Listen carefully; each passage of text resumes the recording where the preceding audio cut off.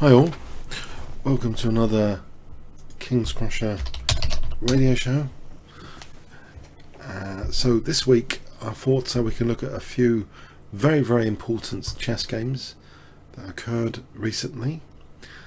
The first couple from the Women's World Championship. Maria Misichuk against Yifan Hu. There were a couple more decisive games. Let's see. So in game 6, let's add a Kibitzer and have a look at game 6 of the Women's World Chess Championship to start off with. So this was on the 9th of March 2016. We had e4 for Maria Misichuk, e5, and it went into a Gyoko piano. So Gyoko piano, and Maria Misichuk castled, and we have knight f6, d3. This is actually a very popular continuation. c3, black castled here. Quite often the bishop retreats in this position to b3. And that's the most usual move, bishop b3. Also knight b2, this is quite popular as well, but in this game this is quite a rare move actually. It might seem to some quite logical, but it's actually quite a rare move. Bishop g5, pinning that knight, and it seems, you know, in some way logical because the bishop's over here. How does black handle this pin? Well, black, Yifan Hu is not afraid in this position, and this takes some calculation work as well. Black is not afraid to play h6 here. It's creating some light square weaknesses to play h6, and the bishop keeps the pin, encouraging black to create more weaknesses. And one must factor in here, this was played, the knight sack. The knight sack wasn't played in this position. Instead the bishop retreated. Let's have a look at the knight sacrifice for a moment, because this is, you might think, quite dangerous, but the thing is, because the f pawn is pinned here, well, it's not going to be able to play f4 in a hurry. So let's see, but there is queen f3 coming up. But it's black's move. If black has bishop e6, that's a good idea, or king g7. And then let's imagine queen f3. This situation, it could end up where black is simply a piece up here. If white's given a little bit more time, then sure, it could be dangerous maybe. But let's imagine this. Yeah. And now with that unpinning, we would have things like rook h8. So it's unsound. The whole concept is unsound of the knight sack, it seems. But I mean, this is why probably bishop g5 is quite a rare move in live book. It's, yeah, as I mentioned, it's usually bishop b3, which is like prophylaxis against knight a5, so the bishop can go here. If bishop b3 and knight a5, well, that's rarely played, but I'm pretty sure the bishop would just retreat here. So yeah, it's interesting, this pin. A lot of you might think that's the thing to do, bishop g5, but there's a slight, I mean, you have to weigh the bishop being locked in, because there's a classic Capablanca game where Capablanca playing black locked in the bishop here and sort of won later.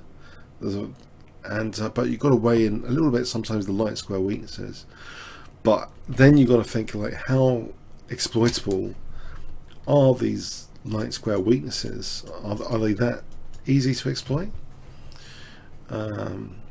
We see black actually pushing through aggressively with g4, And now the knight maybe should have considered going here. This looks like a logical place. And maybe can go here later. But actually we see knight h4, which is as though there's an interest in the knight squares immediately.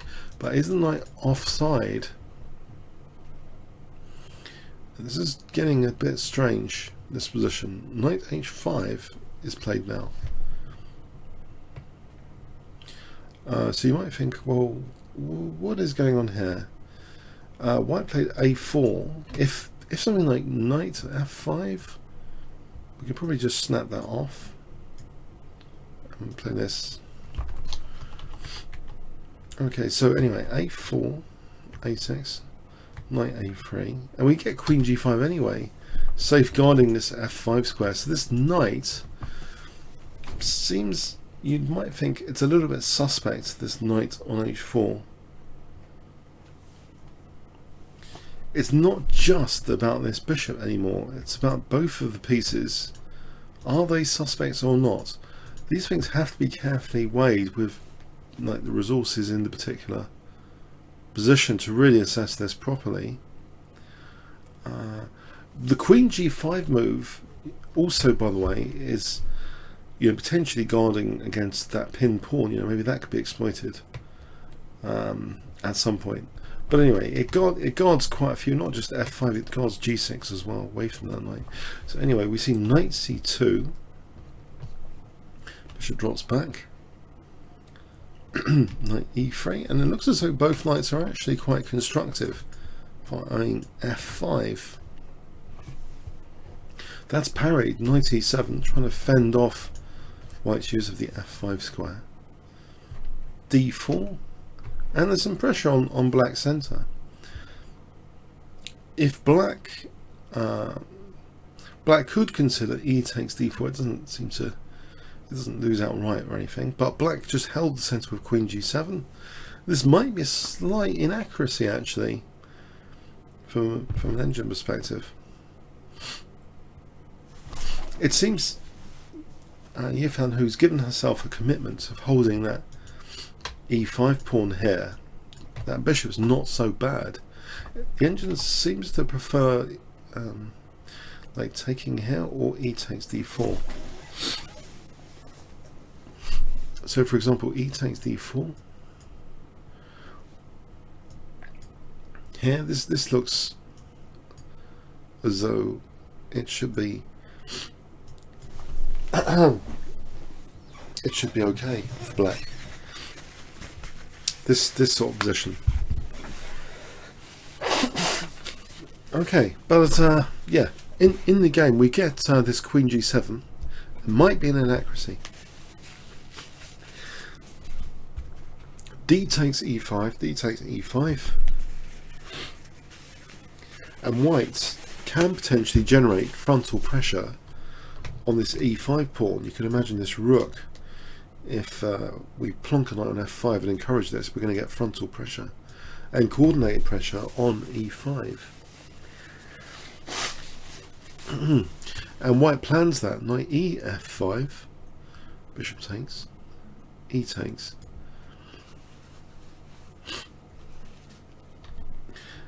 And here we see I'm about to sleep, pardon me. Oh dear. Here we see bishop c5. Black trying to reinforce the e5 pawn. Rook e1. Knight takes g3. H takes g3. King h8. Frontal pressure. Yeah, it seems white has a good position technically. This is a great position now. Just from one small inaccuracy, black is actually on the defensive. The downside of this knight being on the edge isn't so bad at the moment. If black plays someone at f6, that would be asking for trouble, I think. Queen e4, and it's a dominating position.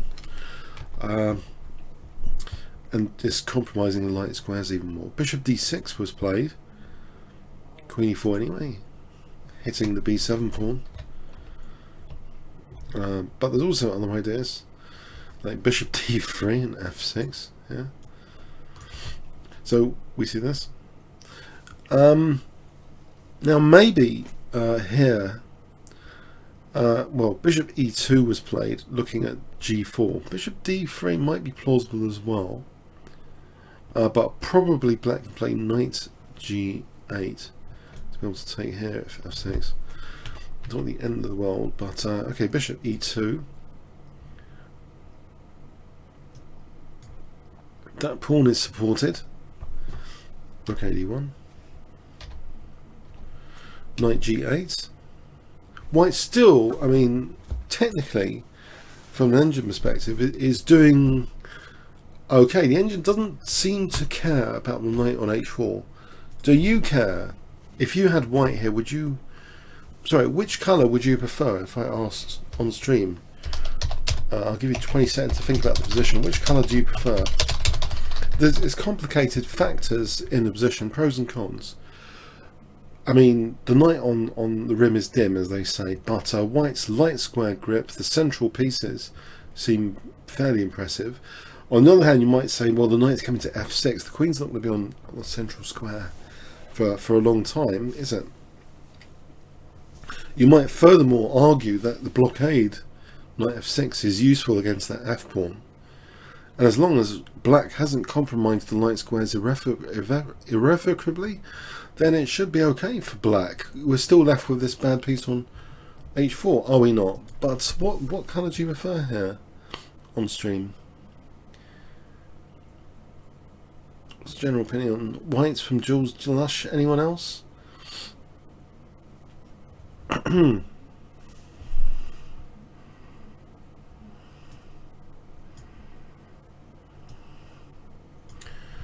Probably white. You prefer white, so you're not minding this knight. Okay, the general consensus is you're not minding this knight at the moment. Okay, king h2 was played. Is that to the point of the position?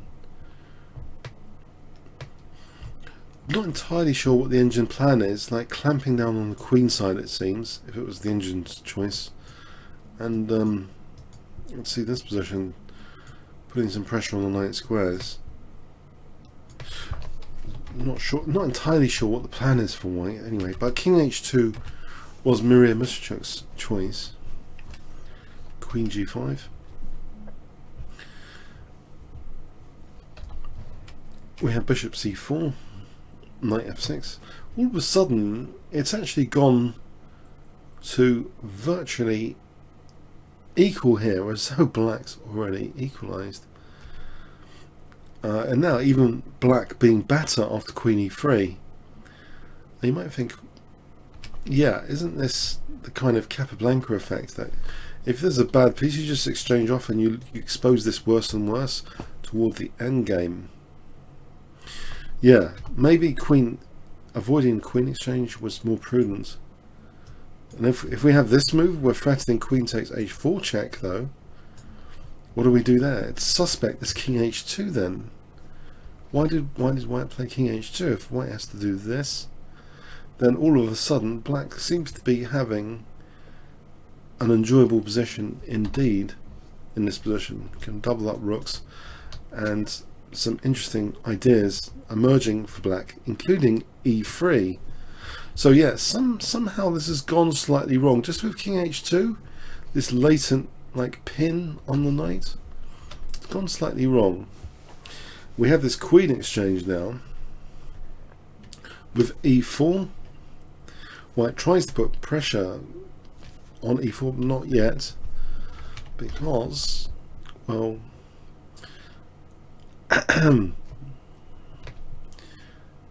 well, we see rook e2, rook here, bishop b3, holding the rook, because black might have had a little cheapo there. Actually, bishop takes g3 check. If got to be careful about bishop takes g3 check here. So this holds the rook, rook d7. But now f3, this knight just seems increasingly, oh dear, yeah, it's dim, isn't it? It's getting dimmer. Rook e8, d e1. Black just supports that advanced pawn. There's just no way back for this poor, wretched knight in this position. Bishop c2. And here, unfortunately, black has a killer combination now, which is playing out. Killer combination. It would seem as though this is the rescue plan for the knight, to try and break it out with knight takes f3, right? But can you guess, after e takes f3, well, I'll lead you to it, we have rook takes e7, rook takes e7, rook takes e7, and now guess what black played in this position. And of course it's easier than if you're playing an over the board game and someone is not going to prompt you, hold on a sec, do you really want to do an ordinary recapture, or is there something much more fantastic available to black here?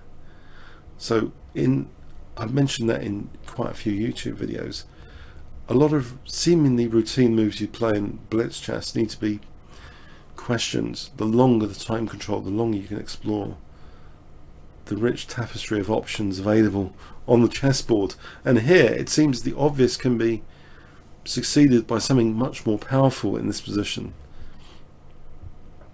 which is black to play f2. Yeah, well done. f2, that's really annoying. Holds the pawn, and not only that, if bishop d3 we've cut the king. If bishop d3 we've improved things dramatically. The knight's still cut off and the king's still cut off. It's a disaster. A disaster, bishop d3. Oh dear, oh dear. So white plays this. Maybe there's some mating attack, you never know. Unfortunately, it doesn't appear that there is. But knight g6 check, rook takes f6, and the termination is quick with bishop c5. Now threatening queen g1 checkmate. And here, white didn't bother anymore. There's no useful checks even here, is there? Or is this bishop b3 a killer check? White resigned here. Let's imagine bishop b3 check, king g7. Oh, is it scary? Rook f7? Ah, alas. Black has h6. Now where's the checks? Now where?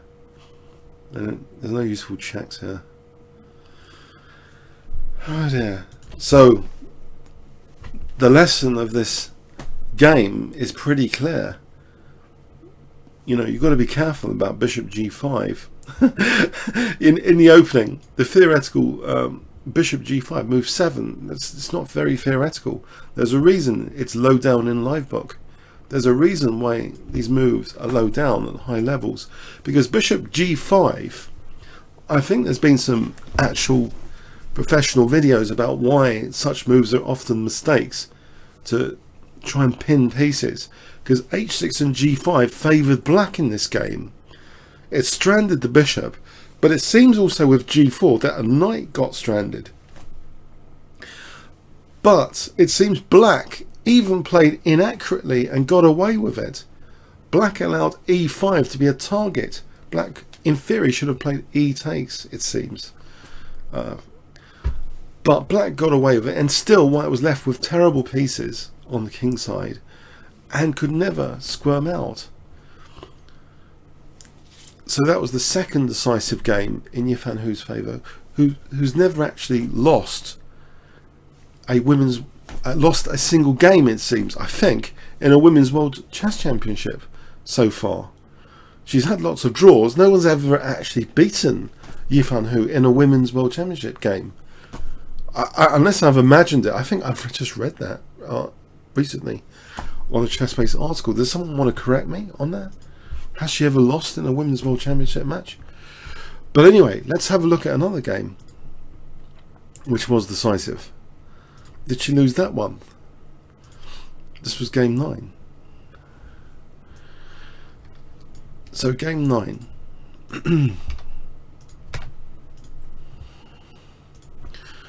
So Yifan, who was playing white now against Mira Mizrachuk, e4. We have a Sicilian defense.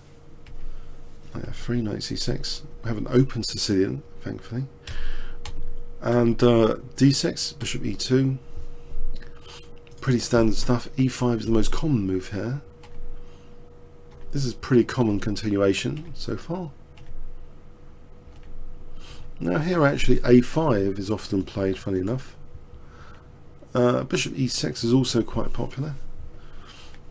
Now black wants to often liberate with d5, and often to stop black liberating, to keep black in prison, this bishop f3 move is employed. In this game we see the rather meeker f3, a bit rarer, f3. The question is, should black actually play d5? The engine's saying yes, play it, why not? Yeah, apparently it's about equal if it is played. It wasn't actually. Knight a5 was played. Probably the reason why it wasn't played, it might lead to some simplification which would favour Yifan Hu in this match. If d5 was played, probably, let's have a look at what a common continuation is. Just, we don't want this, do we? Black doesn't want this. There's minimal winning chances. So black basically has kept the tension on, kept the queens on with this move, knight a5. But Yifan Hu takes, and now queen d2. And unfortunately with queen d2, tactically this is working out against d5, by the way. If d5 here, I think we just play knight takes, hitting the queen, because then we got the common knight takes e7, naughty tactic, winning a piece, because then we take here after. So d5 is not on the cards here. So white has the bind on d5, okay. Rook fc8, and intensifying that bind on d5. In this structure, it's a common idea to just keep the lock and key on the d5 square. It's pretty standard idea. King f8. Try and keep black's pieces in prison, especially this bishop on e7. We have a4, a6, and now actually white plays knight d5, sealing the hole. But quite often when you seal the hole, you want to play on the pawn majority. Yeah, there's a potential pawn majority on the queen side. Queen takes, rook takes. So the Boleslavsky hole structure is this, you know, with the d5 weakness, the Boleslavsky hole, named after him because I think he was one of the original like strong Russian players to examine these dynamic pawn structures, and you know, often saying that they're not all bad. But here, okay, the Boleslavsky hole is resolved. Knight takes d5, e takes, bishop d7. We're left with this pawn majority, and the bishops look quite cute, pointing at the queen side as well, as though they're going to naturally support the queenside pawn majority. They're poised quite flexibly here. We have a5 clamping down on the b6 square, clamping down on black structure immediately. Bishop b5, black doesn't mind the double pawns. Get a bit of pressure on a5. That's not entertained. King f1, let black do the trading. f5. c3 actually now, c3. This means that the rook is not tied to c2, and this rook can come around like this to put some pressure on the queen side soon. g5, rook c2, but also does mean rook c2 is also possible. That's another point, that c4 is going to be pushed through. If we get c4, we get b4, c5. We're getting our pawns moving. We're going to create a pass pawn pretty soon. Black's trying to use her pawn majority very vividly, this wall of pawns here. Who's going to succeed here? This is with tempo though. c4. It's not threatening anything, it's pinned, right? So black carries on g4, b4. White actually might be interested in just playing c5 here. f4, the bishop drops back. We have a sort of race of pawn majorities So actually another, somehow at some level, an instructive game. This pawn race on both sides of the board, both sides trying to exploit their pawn majorities, their trump cards. Bishop d7, c5. What's the immediate danger here? What is the immediate danger? Well, white could double rooks and play for c6 with tempo again. Bishop f5, rook gets out of the way, king f7. Now we see rook d1, indicating to black that if ever this, then d6 supported by the rook. Rook g8. Okay, interesting. Is black actually threatening anything here? Well, it seems white decides to open up the king side as well with g3, putting scrutiny on this side of the board. F takes g, h takes g, rook ac8, f takes g4. Black's holding on to the g4 pawn at the moment. King g2, and now hold on a sec. King g2. What's going on here? What is white planning? Is white planning to use the h file? We see bishop d7. In fact, yes, rook h1. Horrible threats like rook check. Annoying. Rook g7. White's playing on both sides of the board here. And in this position, plays c takes d6. Not minding an exchange of rooks. But bishop takes, rook takes, bishop takes. Isn't that the end of white's pawn majority? No, an important move. Bishop c5 with tempo. Trying to get a protected passed pawn. Lift the blockade. Bishop takes, b takes. Yeah, we've got a protected passed pawn here. And where is black's passed pawn?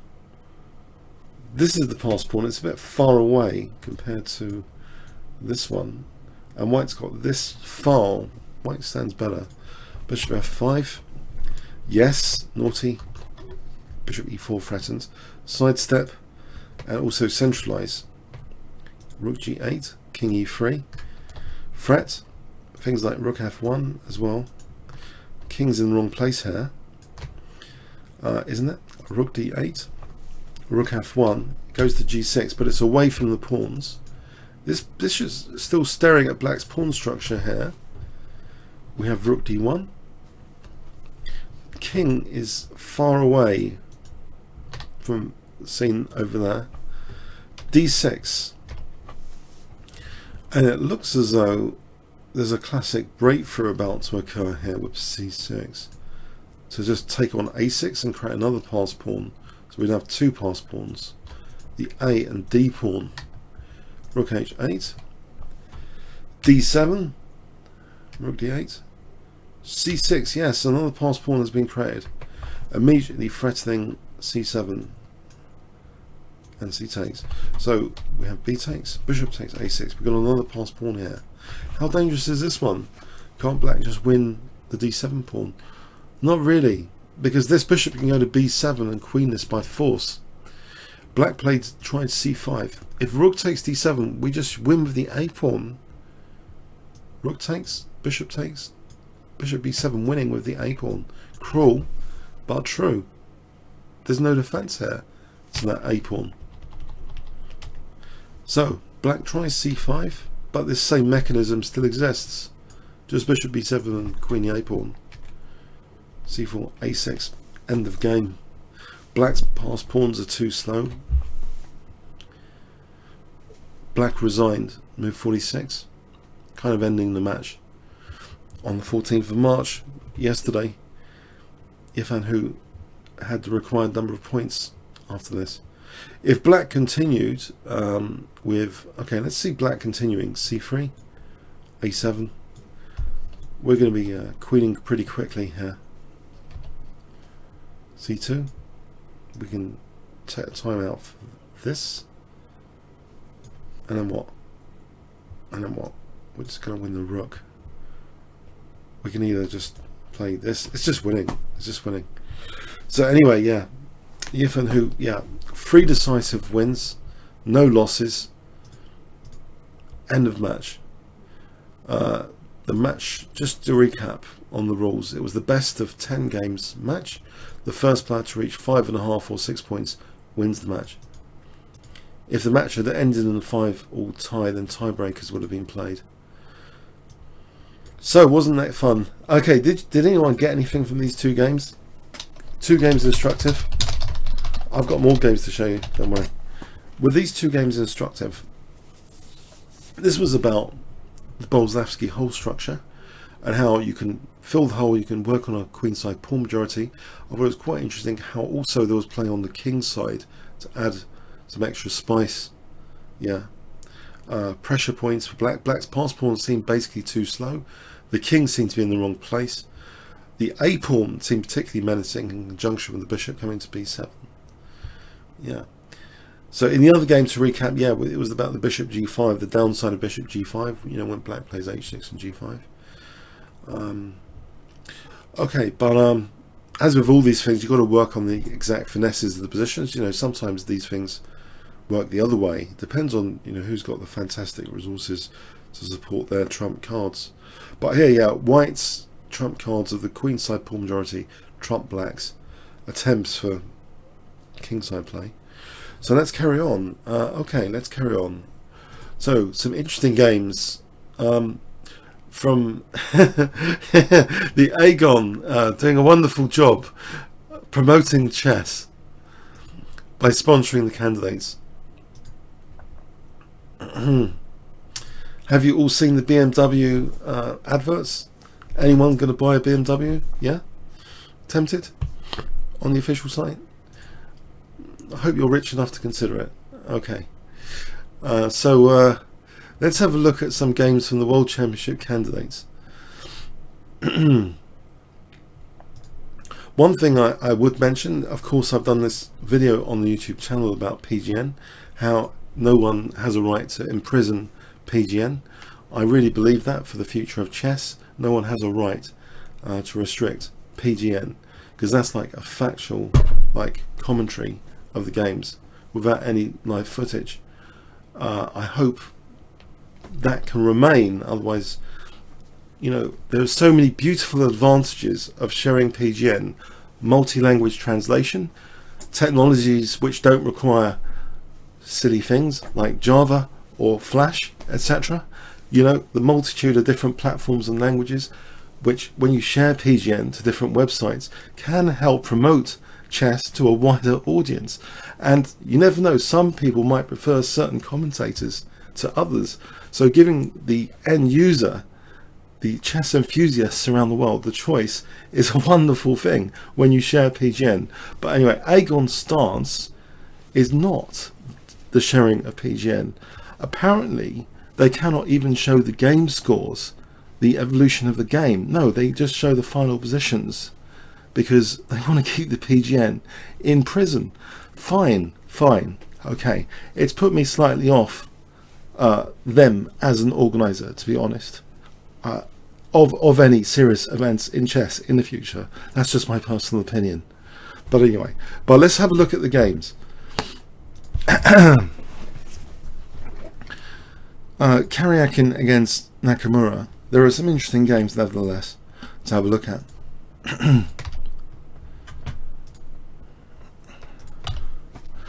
So this is from 12th of March 2016. Karakin against Nakamura. So d4. Nakamura playing black, plays knight f6. So this is in round 2. This very interesting game happened. c4, e6. We see a queen's Indian defense emerge. g3. And we see bishop a6. This is the most popular move in this position, to hit that c4 pawn, because the bishop's going here. It's kind of neglecting c4, you might think. And there's a concession if of some sort if the c pawn's about to be protected. Bishop a6. b3, so kind of weakening not the light squares, the dark squares. So black throws in this check and kind of creates a bit of disruption. Very theoretical. This disruptive check, disrupt the d file. bishop g2. Quite often c6 is played here. Also d5 is quite often played. C takes, e takes, castles, bog standard Queen's Indian position. Knight c3. And we have knight bd7 in this position.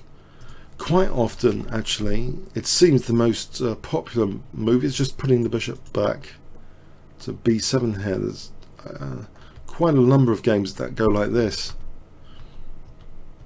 This is how black often entangles things. Playing for c5 later. But anyway, in this game we see knight bd7. And we're going on to rare territory actually after this. Quite rare territory. Queen c2, rook e8. Very few major stem games now. Knight f8. Has white got an advantage? Funny enough, the engine seems to think white is doing very well here, almost like an advantage of some sort after knight e5. Knight c6 is immediately a major concern, just to take the dark square bishop. But there's also a concern about e4 as well, to sort of break open the diagonal. We see bishop b7 addressing both concerns. Bishop c1, knight e6, bishop b2, bishop d6, e3. White doesn't mind, of course, this position because there'll be tons of pressure on d5. Black cannot consider taking on e5. We have a6, knight e2, and white has a nice looking grip on the position, but you might think, is this enough? What is white going to do with that grip? c5.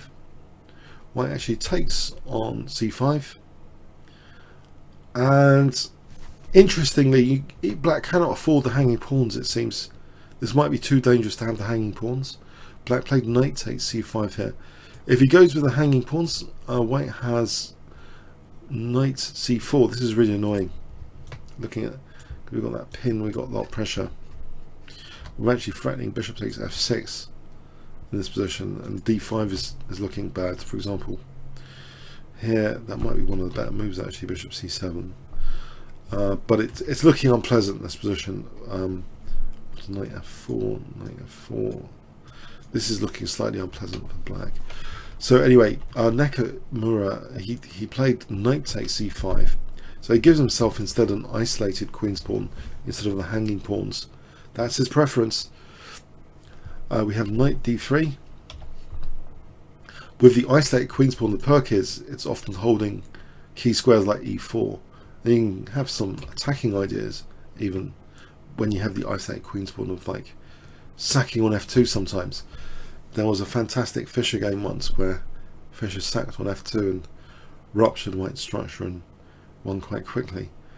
Maybe it was against Byrne. But anyway, here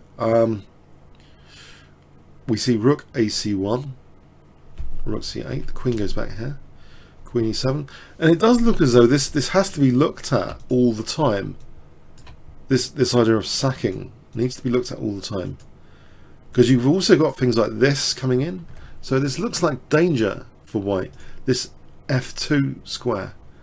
We see white playing bishop d4, keeping a grip, it seems, on key squares. Rook takes, and now white is threatening bishop takes b6. That pawn moves. Now b4 keeps a lock on the c5 square and trying to hem in this bishop. Keep this bishop hemmed in. That'll be good, surely. Knight d7, a3, knight f8. So this knight's rerouting somewhere. Is it here? Yes, it is. Knight e6. Has black got enough play? He's got the isolated queen's pawn. Has he got enough play? Queen a2. It looks as though this is going to be a bit of a target actually after knight df4 or knight ef4. This pawn's a target, but we see bishop c7, and here actually bishop c7 dissuades white away from that. If we play like this, then maybe like this. There's bishop b6. That dissuades, because then we have got things like knight take f2. So this bishop maneuver is kind of linked in with some sort of sack on f2, and it dissuades white from this direct attack on d5. Instead, white goes with the blockade again, just blockading actually knight d4, and we have bishop b6. So sometimes you've got to make that decision. Do you want to blockade this pawn or do you want to attack it? Here the decision is blockade it. So, and now we see h4 as though, hang on a sec, isn't h4 weakening the structure of it? Interesting. I guess most of you have seen this game or not. Can you guess what black's play here plays? What would you play with black? Maybe you haven't seen this game. So Nakamura with the black pieces has created this wonderfully dynamic position with the isolated queen's pawn, where everyone knows that the trump card of the isolated queen's pawn is to hold like key squares. Yeah, otherwise what's the point in having an isolated queen's pawn, right? And one of the reasons you might want to have a knight on e4 is some sort of kingside attack later. So it seems quite logical, maybe you might think, what black plays now. Can you guess what black plays now? It's a logical continuation of the whole concept of having the isolated queen's pawn, right? What does black play in this position?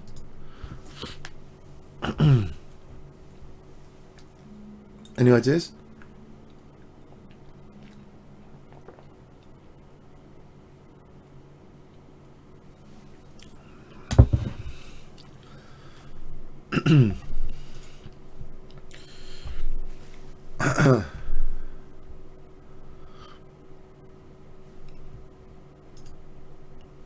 Blank's play, is there anyone still awake there? So black's play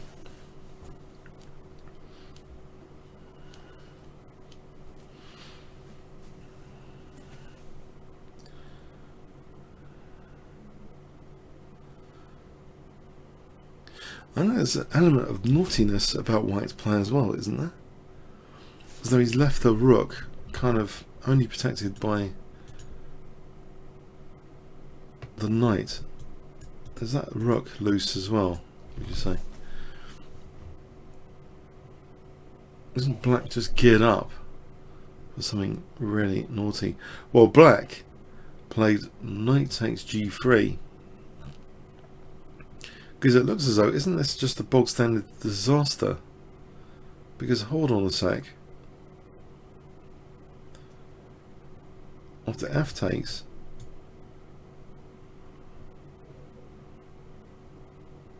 we have knight takes d4, and haven't we now got the check to win the knight? And if the knight goes there, don't we just take on c1, right?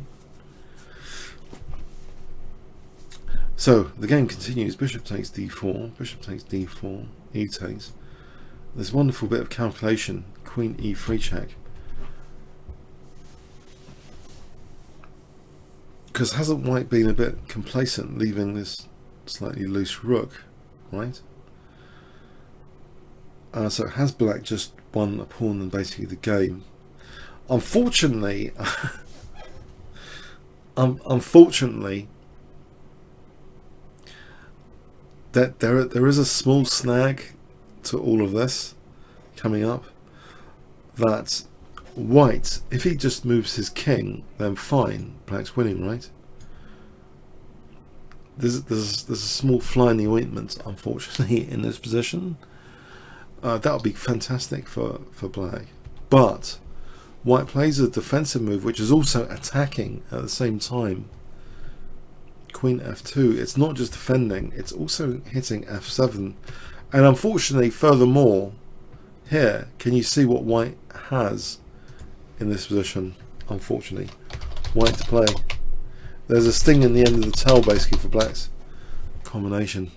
It's cruel. Chess is a really cruel game. You can have some brilliant concepts, but you might leave some weaknesses as the last move. It's like pedantic in some way, but it's reality. That, yeah, c7 has been neglected. Yeah. So actually, I'm not even gonna wait. Rook c7, unfortunately, is forking b7 with f7, which unfortunately would be a mate in 2 if the queen lands on f7 with g7 mate after. Yeah, this is a very unfortunate outcome of the combination.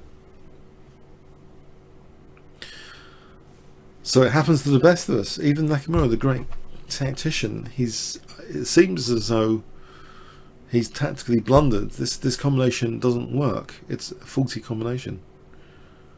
And I don't think there was even any bailout after knight takes g3. I mean, just before we go on, I don't think there was any bailout. Once knight takes g3 occurred, this is just all good for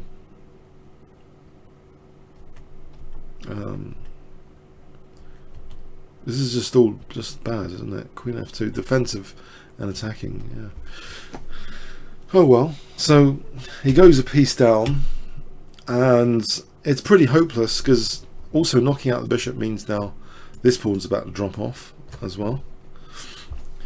h6, bishop takes d5. I mean, I don't think there was any way of even defending that. If rook d8, it's pretty hopeless. Queen f4, and then we've got things like bishop takes and then queen b8 mating. It's pretty hopeless now, a bishop down anyway. So h6, bishop takes d5 check. Yeah, black's just the bishop down.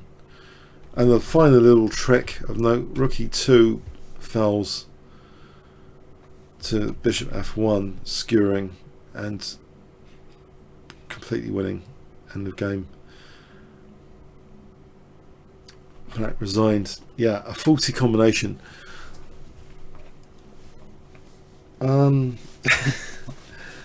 Is white playing with some trickery to encourage this sort of combination? Karakin, in retrospect, he didn't do some he played as though he was going to attack the isolated pawn with knight f4, and then actually he blockaded it, and it's almost as if there's a bit of a wind up to say to black, go on, prove how aggressive this isolated queen's pawn is, this wonderful combination. But yeah, it backfires. I mean, it's just, I don't know, it's just cruel, isn't it? It just backfires. It's human, yeah. I bet you any computer from 1990 onwards wouldn't have played the combination because they're calculating monsters. They don't. Everything's just like a electrical signal. Yeah. There's no emotion to it. There's no context. There's no understanding of isolated queen's pawn or what you're supposed to do with them, etc. But yeah, in that particular position doesn't seem to work. But so how could black have played it instead of the faulty combination? Was it actually a difficult position after h4? What was actually white threatening? He actually did seem to stop. If black was threatening at some points the use of g5, that was taken out of the equation. The engine suggestion, take, and then we no longer have such a bad isolated queen's pawn. And this position is actually, if we look at this position, it's given as only like half a pawn advantage to white. Let's say white pins that knight, scary, because now we might be threatening. Oh, we might be threatening f3, right? Let's say we arrive here, queen f6. I don't know, queen f6. Yeah, queen f6 seems logical. Say we get this position.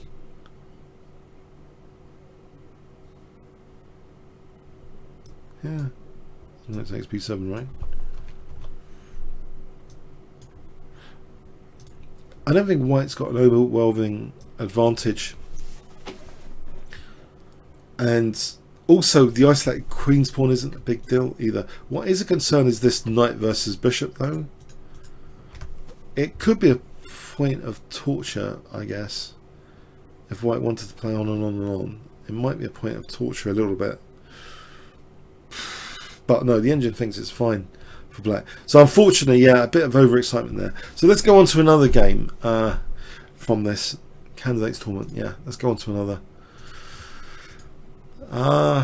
So Karakin against Vichy Anand. This is a recent game.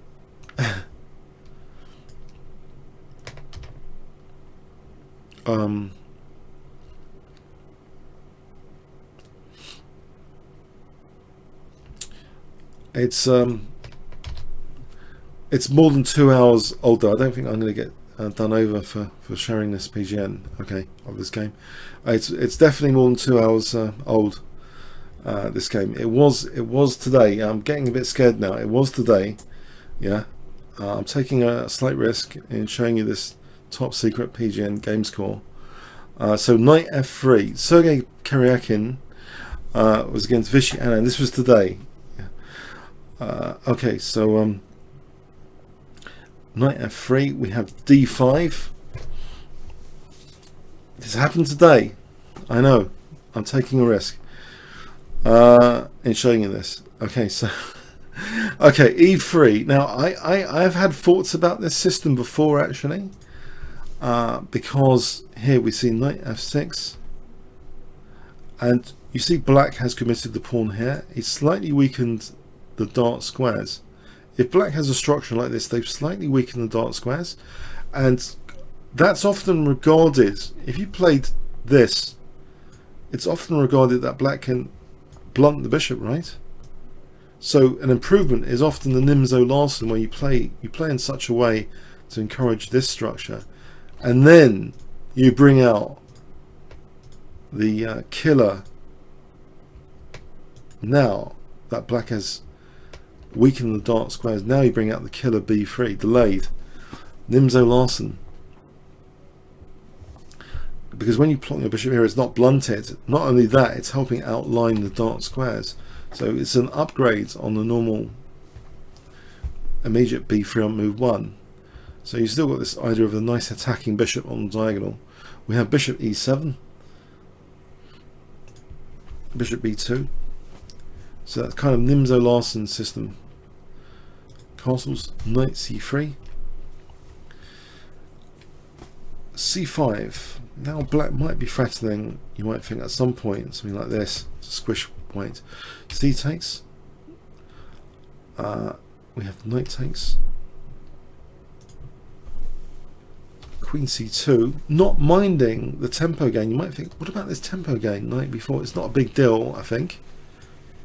I think the queen just goes back, and we're just going to kick that guy. We're going to kick that knight, and it's not a big problem.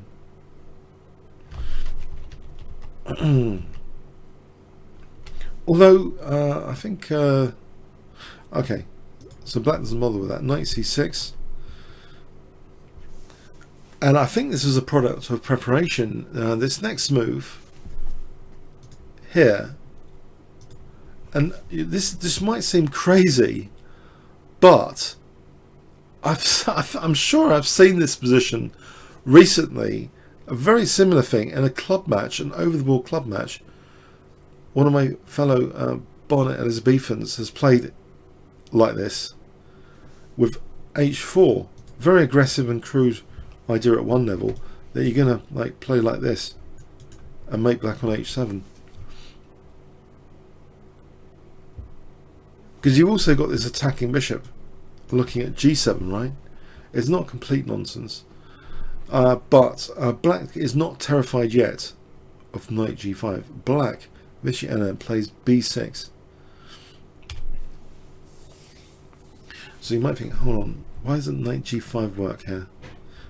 White plays a3. If he plays knight g5, f5. Not such a big deal yet. And say here, we can kick this. Here, black should be okay. So yeah, white's not committing yet to knight g5. We see a3, f5. White doesn't bother now. He's created some concession for black that with this pawn moving there, it's softened a few squares up a little bit more. And in fact, this e5 square is of special interest. Bishop b5, putting pressure indirectly on e5. Bishop b7. Knight takes d5. He takes. And now d4. Rook c8. Now here we have a similar scenario to the previous game. Black has this decision to make after d takes c5. If he wants an isolated queen's pawn or he wants hanging pawns. I don't think the isolated queen's pawn is too healthy here.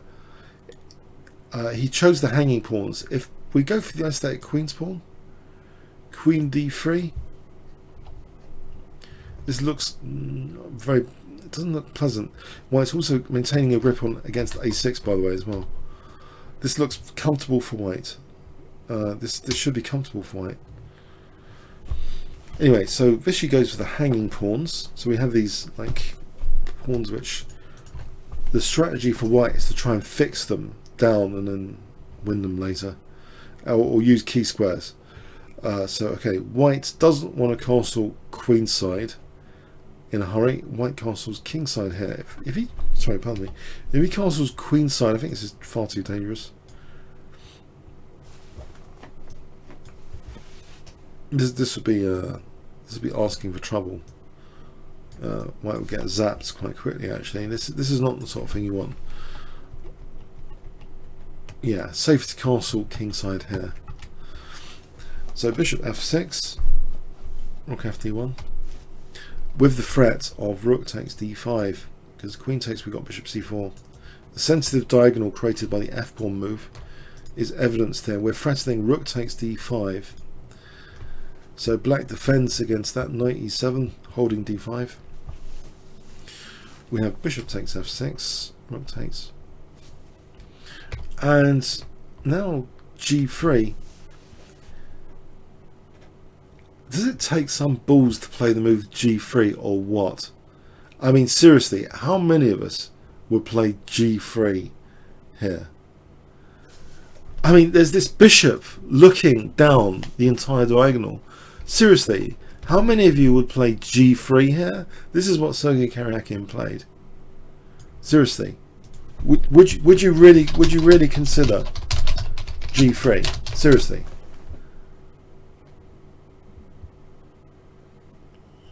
So you have to be honest. I'll give you 20 seconds to answer that question. g3 here, seriously?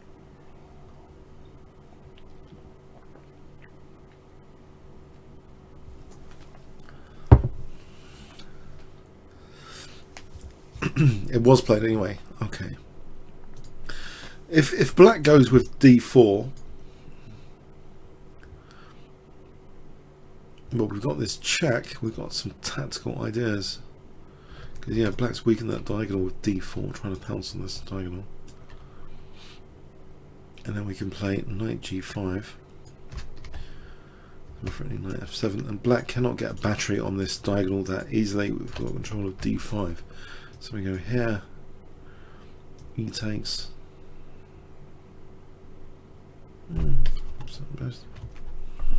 Well, if here, then we got d5, right? C takes.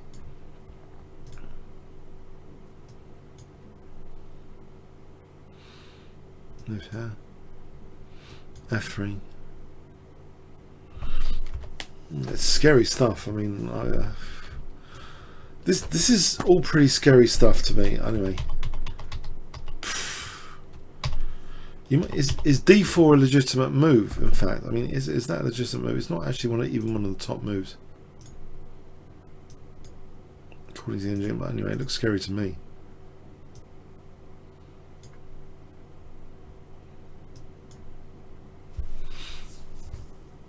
What does white do actually here? Okay, queen e2, queen e2.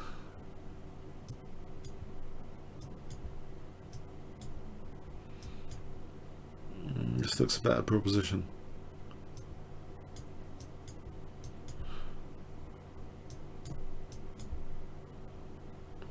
And white's not worried about his king. Okay, so maybe queen e2. Maybe queen e2 is sufficient. Okay, so yeah, anyway, Vichy played bishop a6. So his bishop is able to do this because the rook over there to challenge that bishop.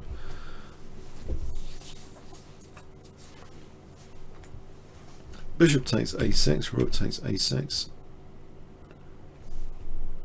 And now we have queen c3. So white might be positionally threatening b4 to try and fix down these hanging pawns. If c4 can be encouraged, we get the d4 square. Okay, we have rook b6, rook ac1, queen d6. We have knight e5. So white's trying to fix down and encourage, you know, this pawn to go forward to get this d4 square. And we see that now, knight d3. This is classic play against the hanging pawns, trying to encourage them forward, fix them down. And here now we have a transition. Yeah, c4. We get a transition to an isolated queen's pawn. B takes, rook takes c4. We got an isolated queen's pawn scenario. And with that signals, okay, white wants the exchange of queens. Yeah, queen e5. He's creating an isolated queen's pawn. That's one of the classic plans actually against the hanging pawn structure, is to transform it into the isolated queen's pawn. You get a nice blockade square, nice pressure, nice things around it. So queen takes e5, knight takes e5, it's vulnerable. Rook takes, but the key thing is here, this rook is quite dangerous on the c file now. The knight is also quite dangerous on e5. It's better than black's knight. And in fact, yeah, black's in a passive way here. It plays g6. We have rook c5. This is an isolated pawn to gang up against and defend this one as well as the IQP. So this is an ideal scientific square for attacking both pawns and defending white's only slightly weak pawn. The rest of the pawn structure here is quite neat and tidy and compact. The knight is slightly better than this knight. So it's positionally going well. King f6, knight d3. We have rook c7, check, knight f4, threatening this nasty fork. Rook d7. King comes in, as though the king's interested in doing something. Knight g8, check, blockade. More than blockade actually. It's can threaten now knight b5 to win a7. So black tries to get ready for a7. Yep. Was that enough? a4. Do they agree a draw here? No, not really. This is better for white still. Rook c6. Bit of torture. Bit of repetition. Now rook d6. You'll note, yeah, with the rook attacked, there's no point playing the knight d6 check. There's no point. We just play king e6 in this position. So this would be pointless. Okay, so what we want to do here is, yeah, rook d6.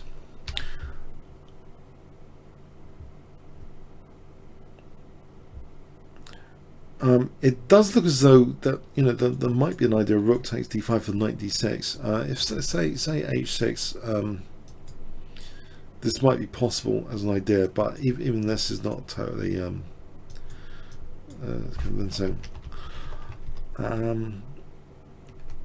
But bear that in mind. So black plays rook b6, which might actually be worse than what I've mentioned tokenly. Yeah. It seems actually the token move I mentioned might actually be worse than this technically. Because this, alas, leaves that pin opportunity now with rook d7. This is really annoying because also a7's attacked. So a6 moves, well, if black defended, well, this is just tricky now. There are certain reasons why this is tricky, and one reason, black played a6. You can imagine if rook a6, white can take on a7 and quickly get probably a winning past a pawn here. This is probably a winning past a pawn. So maybe Vichy tried to avoid that. He played actually a6, but unfortunately after knight c3, there's a horrible pin here and tactical threat, which is kind of really awkward to meet, embarrassingly so. Black resigned here. This is awkward to meet, the tactical threat of rook takes e7 and knight takes d5. For example, king e6, we just bang, bang. Same with king e8, bang, bang. Okay, so what on earth does black do in this position? What does he do? If he counterattacks here, does that do anything? Not really. Knight takes d5. And if here, this is losing in a different way, because we lose all our pawns instead. If we lost this one, then we're going to get this pass pawn. So this is horrible. This is just a horrible position after knight c3. It seems that black's in big trouble. The best move might be rook e6. Again, we just win this pawn, and then okay, we're not winning a piece, but this ending is basically losing. This is a losing ending for black. So it seems after knight c3, in fact, there's no adequate defense for black, unfortunately. And this is the very first time that Sergei Karakin actually has beaten Vichy Anand on the classical time control. So this happened today. Yeah. Very first time ever Sergei Karakin beaten Vichy Anand, apparently. So it seems of the tournament so far, Sergei Karakin seems to have very good specific skills at handling either isolated queen pawn or hanging pawns. And in fact, they're two of the same thing, because he can transition hanging pawns into an isolated queen's pawn and still win. So he's got that up his cards, on his cards. He's very good structurally, it seems, Sergei Karakin, in this tournament, for some reason, as it turns out. So let's look at another game. Yeah, should we look at? Did you get anything? Anyone get anything? Did anyone get anything from this game? Do you want me to recap some of the events of this game? Well, I mean, the move that takes some guts is things like g3. You know, you're going to be able to calculate. You're not getting blown off the board when you play g3. I think that's pretty cool. That he plays g3 and gets a better ending after. It doesn't get mated or something. Yeah. So he's had 2 wins so far in this tournament, and let's have a look at some other of the more decisive games. Topalov against Aronian.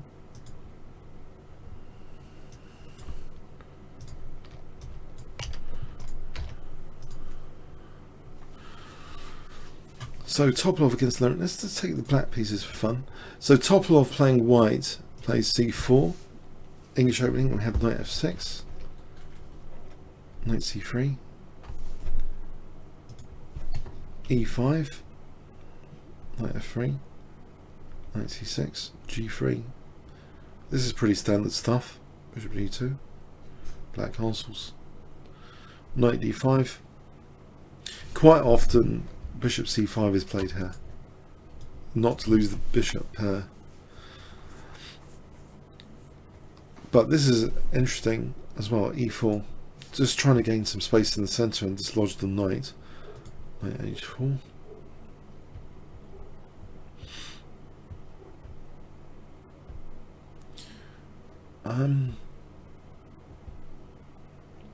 You might think, well, doesn't black want to move this bishop back now? In fact, he didn't. He played d6.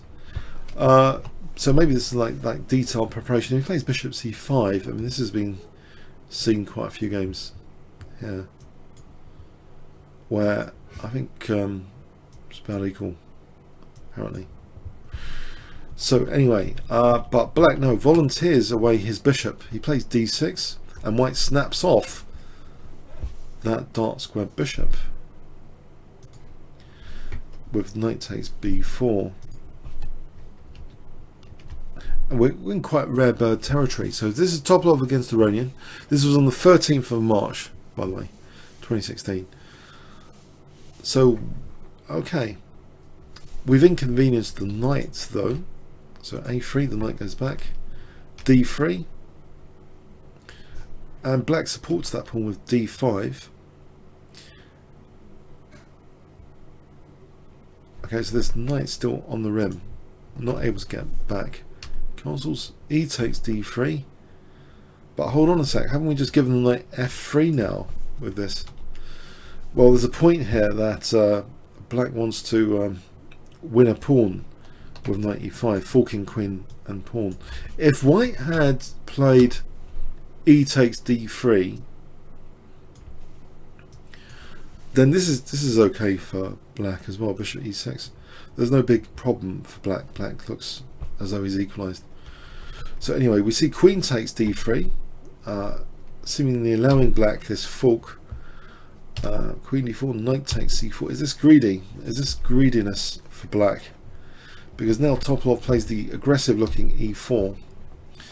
And doesn't it look logical to try and blast open the position like this? Bishop e6. The knight is kicked back. The knight doesn't go to b6 here. If it did, then this is an interesting attacking position. Maybe. The knight actually went to a5, threatening now. Knight takes b3 immediately. That has to be parried. Queen a4. The knight now goes to c6. So black is a pawn up. How do you assess this? And things get really crazy here. I had to study this for a bit myself earlier, this position, because black played an extremely surprising move here to me. Black's play, I thought this is incredible. Can you imagine? Has anyone seen this game? Now, if you have seen the game, then don't say. But what do you reckon black plays here? Amazing. The cheek of it.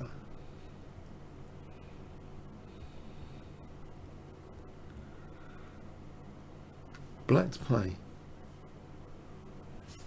Levon Aronian uncorks.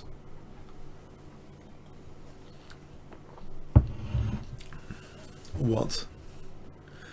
Isn't black passive? Hasn't white got a massive focal point on d5 and queen's in the wrong place? No? What do you reckon black plays? Any ideas? I wouldn't have considered this move that easily, that's for sure. I had to like see what this was about after.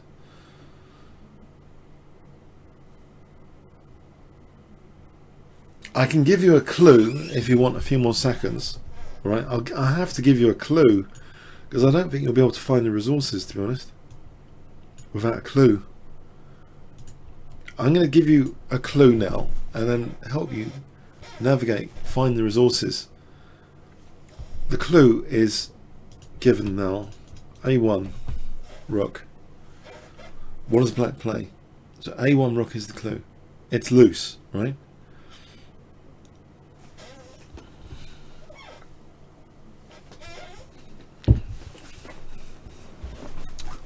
I've given you a clue. Isn't that enough? I've just said the A1 rook is loose. I know this startled me when I was looking at the game earlier. I thought, what is this?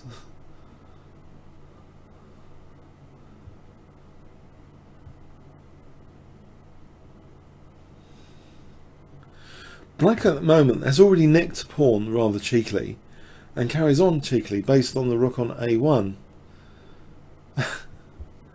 He nicks another pawn. He plays knight takes E4.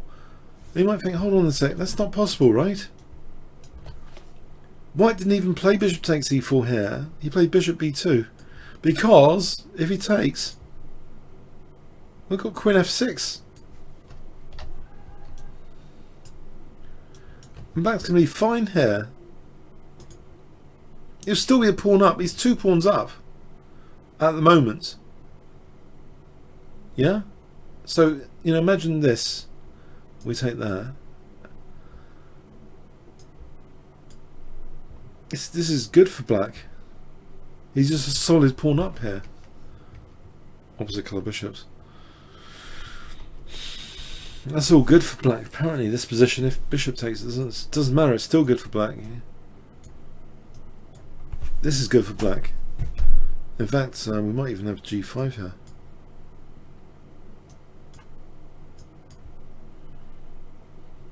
If the knight goes back. This is good for Black. Yeah, it's cheeky, unbelievable. So yeah, if you're looking through this game, I think, what on earth is all this about? It's about this queen F6. It's about this loose rook. So White just ignores that, plays bishop B2. And is, of course, 2 pawns down now. Black can afford to give back a pawn. So Queen E7 doesn't mind giving back a pawn. Topalov, though, plays on without trying to get a pawn back. He'll just be worse. He doesn't do this. He plays B4. Yeah. Okay, he's 2 pawns down at the moment. And he's just cut off his possibility of winning a pawn back. A6, Queen C2. And does the knight want to move? Not really. It doesn't want to move back because then knight F5 and there's a bit of pressure. In fact, Black welcomes White to get the pawn to weaken his light squares. We have weak light squares if we ever take here. For example, this wasn't taken. We have Rook AC1. If White did take, then this is just better for Black. He's a pawn up. Plus, we got weak light squares, right? So yeah, we have Rook AC1. Where White's just playing on 2 pawns down, trying to get some compensation. So Rook AD8. A bit like one of my Blitz games, I guess. Okay, so Bishop F1. Okay, Rook D7. F3. Knight D6. Rook E1.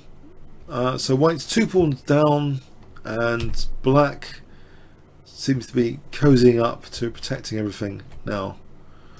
Except, hold on a sec, danger, danger, danger. Okay, that's addressed with not G6, maybe even more accurate, G5. Okay, knight G7, knight G2, knight C4. Now threatening to rob White of the bishop here as well. And that happens. Yep, White doesn't even have the bishop pair. So he's 2 pawns down, yes. He's 2 pawns down. Getting some play on the queen side? No? Not really. Black's pretty secure at the moment. Here, he did sack a pawn there with Rook E7. He is always prepared to sack a pawn back. So Rook E7 was played. It might not have been entirely necessary. Actually, is this a poisoned pawn? It's not entirely a poisoned pawn apparently, but it wasn't even taken. Again, Topalov rejects that. He plays queen h5, which is pretty bad now. After bishop takes g2 check, then we have knight e3 check. Black is not only 2 pawns up, he's also extinguishing coordination now on g6. Let's move to f5, leaving that entrenched knight on e3. The rook now is coming here, essentially, or g6.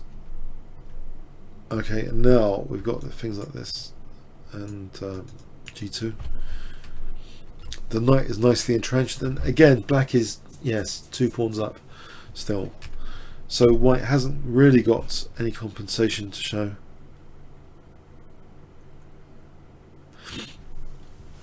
That's taken. You might think, well, what about this rook c6? Probably loses. h3 was played. Let's have a quick look at this. Okay, there's a crushing move here. It's been pointed out by my engine friend. Black to play here. This didn't happen. Black to play here. What will black play in this position?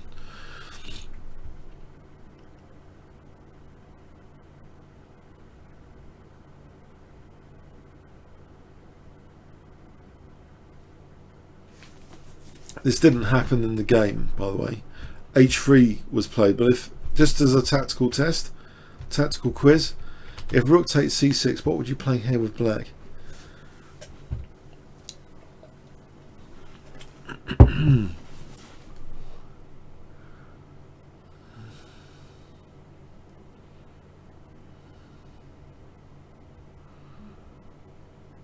Any ideas?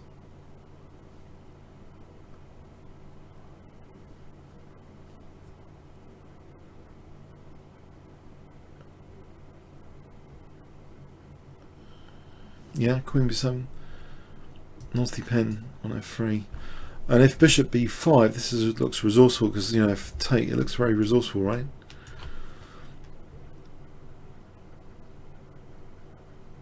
I think we can just take there, because if here we would have check, mating, in fact. Yeah, it's mating because the knight's kind of, yeah. Okay, so or if white wants to try and improve on rook takes f6, then this position here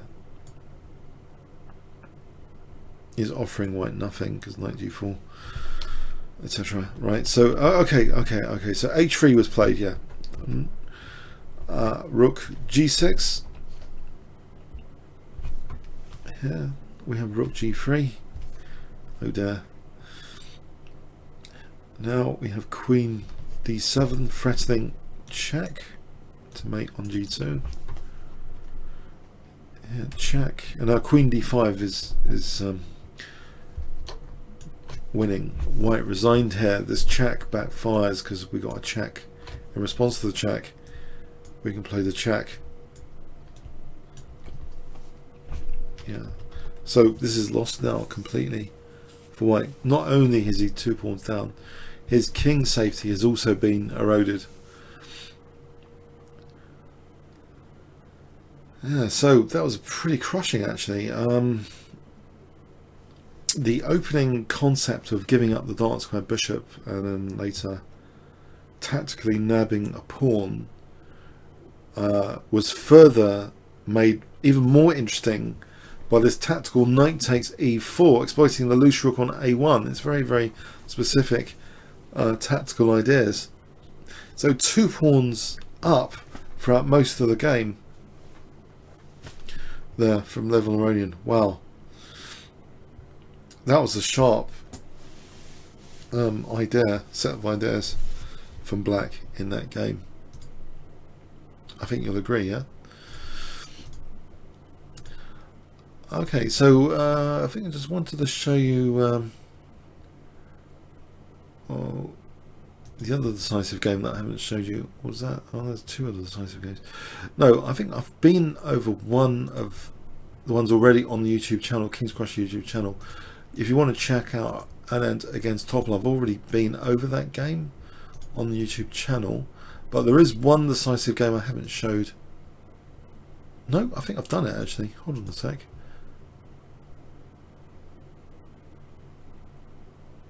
No, yeah, no. There's only been four. There's only been four decisive games in the candidates. So basically, in this King's Crusher radio show, we've gone over the 2 extra decisive games from the Women's World Championship, carrying on from last week, and we've gone over 3 decisive games for the candidates. And I'm hoping you got some amazing wisdom from all these games at some point. But you might want to review it. It will be on the King's Crusher YouTube channel. So I hope you got something from it. Thanks, and see you next week. Comments or questions on YouTube. Okay. Thanks very much. Oh yeah, one last thing. Please remember to like the video. Yeah, likes. Sorry.